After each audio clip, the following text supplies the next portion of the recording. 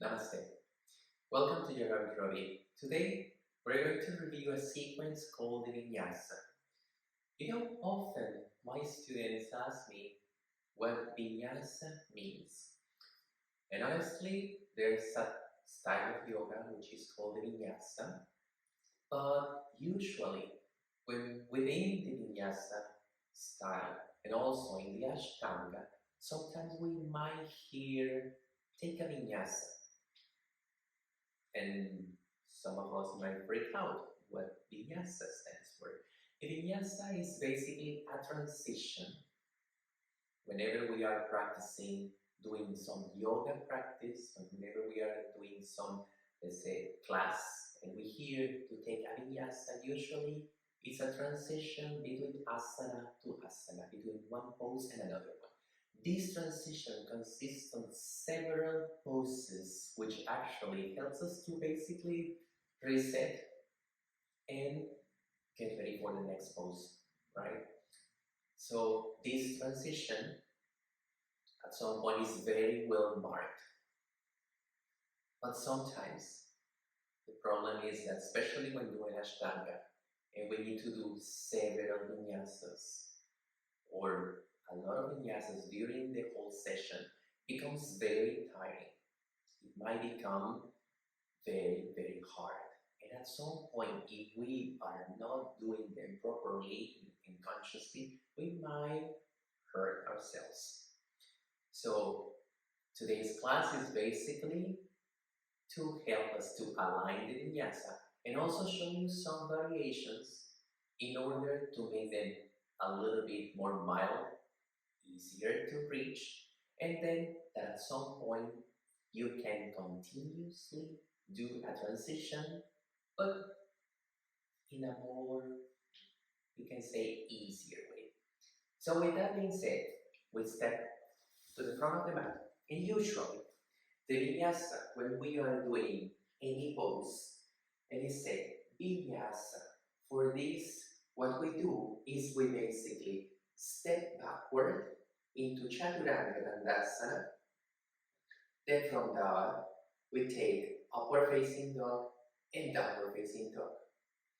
That means that if we are basically in this pose, we inhale, exhale, go down, and from here, vinyasa, step back into Chaturanga Dandasana, inhale, upward facing dog, exhale, downward facing dog.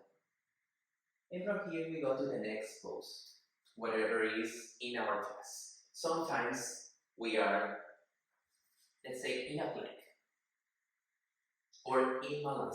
Let's take a look at Malasana. We're in Malasana, and from here we say, take a vinyasa.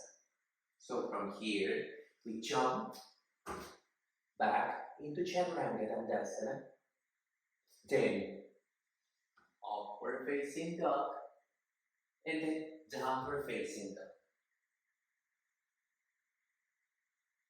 The same if we are standing from here. Once we are,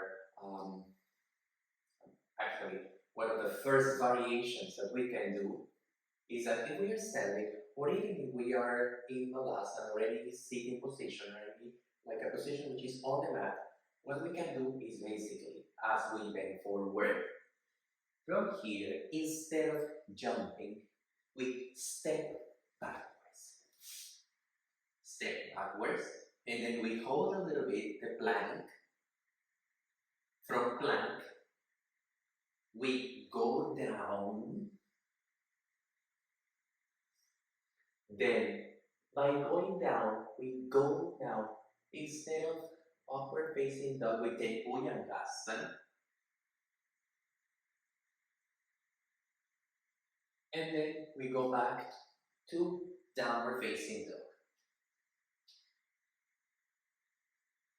Okay? Another transition.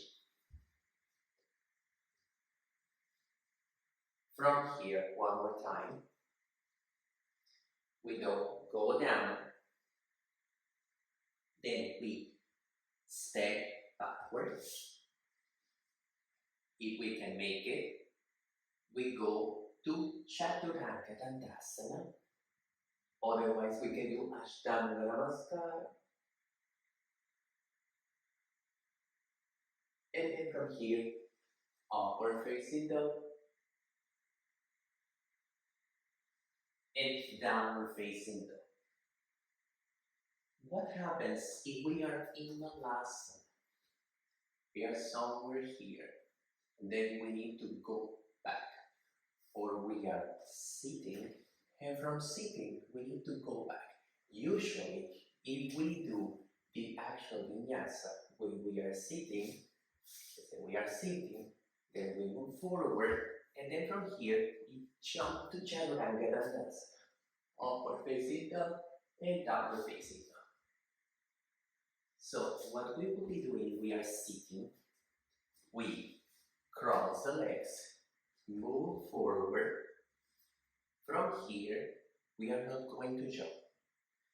We are going to step the legs back into plank, and then Chaturanga Dandasana, and then upward facing dog and downward facing dog. But if we want to make it easier, we are sitting one more time. And we are tired because we cannot hold the Chaturanga Dandasana. So what we do, one more time, move forward. And then from here, we go back to Chaturanga. But instead of doing Chaturanga, we do plank. Then we go down. Here, we release the whole body. In this case, we have some seconds for us to rest. From here, we can decide whether to go to upward facing dog, Vinyasa, whatever is more accessible for us, or even maybe Gora. Sometimes it's really enough. And then from there, we go to upward facing dog. How can we go to the upward facing dog? So simply, or we can go to higher cobra. From here, we can keep the knees. And then from here, we go to child's pose. And from child's pose, we go to the upward facing dog. If we can make it immediately right away. But it's very important that whenever we are doing the transition, we do everything consciously, right? That means that if we are tired, at some point we are in one of the Ashtanga series, we are super tired, we don't want to do vinyasa, it's okay to skip it. It is okay to skip it. So if none of these four options were good for you, skip the vinyasa. And simply, wherever you are, go to child's pose. For the time it lasts the vinyasa, go to child's pose. Otherwise, take the easiest vinyasa that works for you. One more time. What we are looking for is to be aware and be always concerned and attentive to our body. We don't want to harm ourselves by doing yoga. And these are the small details that can make the difference. So whenever you feel tired, make sure you take a pause and then come back to the practice. Yoga is not a discipline that is meant to harm. There must be a little bit of discomfort, but should be this kind of bittersweet that you feel something that you enjoy. But you start to feel a small little hint that makes you feel uncomfortable in the wrong way, and only you know when. Because we know our bodies, and we know when it's good, when it's not.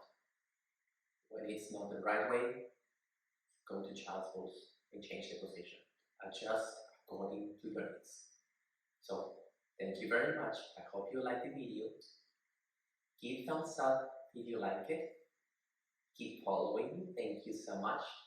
And see you in the next one. Take care. Namaste.